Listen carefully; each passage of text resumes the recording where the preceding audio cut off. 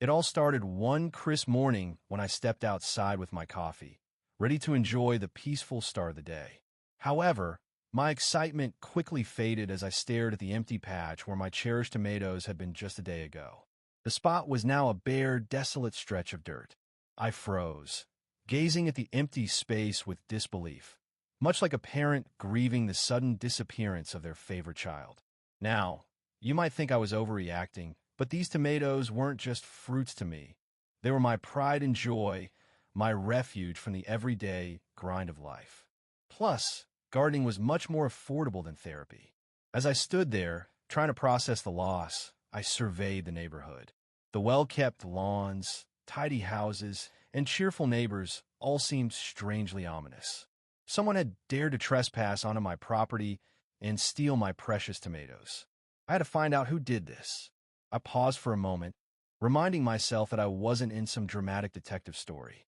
Maybe it was a one-time thing. Perhaps a squirrel had an odd craving for tomatoes, though that seemed unlikely. Still, the thought of a raccoon enjoying a tomato feast in my yard was far more comforting than the possibility of someone in the neighborhood sabotaging my garden. I tried to shake off the paranoia and walk back inside, telling myself not to overthink it. But peace didn't last long. 2 days later, it happened again. But this time, the thief had been much more efficient. There were no leftover scraps or evidence to suggest who the culprit was. All that remained were wilted leaves where my beautiful tomatoes had once sat. Frustration simmered inside me. I couldn't let this stand. I had to take action. Armed with my phone, a camera, and a new wireless security system, I was ready to step into the role of both gardener and amateur sleuth. My prime suspect? None other than Karen, the notorious president of our homeowners association. Karen was infamous for her overbearing ways, always ready to enforce the community rules that no one else seemed to know about. She had always been overly critical of my garden, especially my tomatoes, even once advising me to use more symmetrical cages to keep things in line with community standards. I had always enjoyed irritating her by ignoring her unsolicited advice, but now, it seemed she had crossed a line. I decided to keep a close watch on her.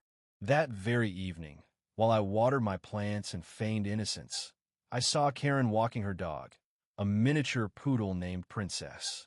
As she passed by, she cast a sharp glance at my garden. More specifically, she stared at the empty tomato vines.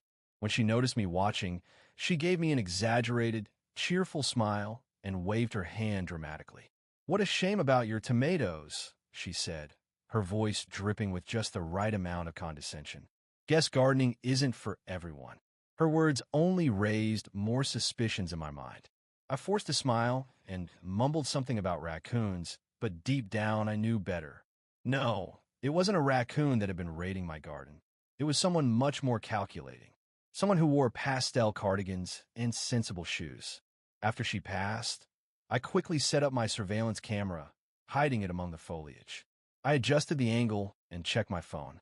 If Karen, or anyone else, returned to take my tomatoes, I'd have irrefutable proof. The next morning, I couldn't wait to check the footage. At first, everything seemed normal. Birds chirping, a soft breeze rustling the leaves. Then, as if in slow motion, there she was, Karen, dressed in her gardening stealth attire, thick gloves, an oversized straw hat, and pink Crocs. She strolled casually up to my garden as if she was in a supermarket, picked a ripe tomato, and slid it into a bag with the utmost confidence. She even glanced around as though she was committing an international crime. I sat there stunned. My emotions swung between disbelief, anger, and laughter. Karen, the bane of my HOA existence, wasn't just critiquing my gardening. She was literally stealing from me. The audacity, the nerve. At that moment, a wicked idea began to form in my mind. I knew how I would get my revenge. Scrolling through my phone for inspiration, I stumbled upon a video titled Carolina Reaper Challenge. The video showed grown adults crying and sweating from the intense heat of the world's hottest pepper. A grin spread across my face. Yes, this was the perfect plan. I decided to plant Carolina Reapers, those fiery little devils, right among my tomatoes. The next time Karen reached for a tomato, she would get a rude awakening. Instead of the sweet, juicy fruit she was expecting, she would bite into a pepper that would send her into a fiery frenzy. Excited by the plan, I rushed to the local gardening store. The cashier gave me a raised eyebrow when I explained that I was planting the world's hottest peppers next to my tomatoes. But I didn't care. Soon, I would have a perfect trap. I spent the next few days carefully planting my Carolina Reaper seedlings, hiding them among the tomato vines. I couldn't help but feel a little guilty, but the thought of Karen's reaction kept me motivated. Each day, the peppers grew stronger, brighter, and more menacing. It felt like they were growing just for this moment of vengeance. My neighbors started to notice my sudden dedication to my garden. Jerry, a friendly neighbor, teased me one afternoon, saying, "Wow, really stepping up your gardening game. Going for Gardener of the Year." Huh. I nervously laughed, wondering if anyone else had noticed my intense gardening routine. But then came an unexpected complication. Karen herself decided to pay me a visit.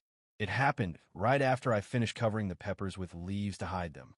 I had barely stepped back to admire my camouflage when Karen's voice cut through the air, sharp and disapproving. "Interesting choice of fertilizer," she called, peering over the fence with a suspicious look. Her poodle, Princess, gave me a judgmental stare, as if in on the whole ordeal. I turned around slowly, plastering a forced smile on my face. My heart raced like I had just been caught in a crime. "Just experimenting a bit," I replied casually, trying to keep my cool.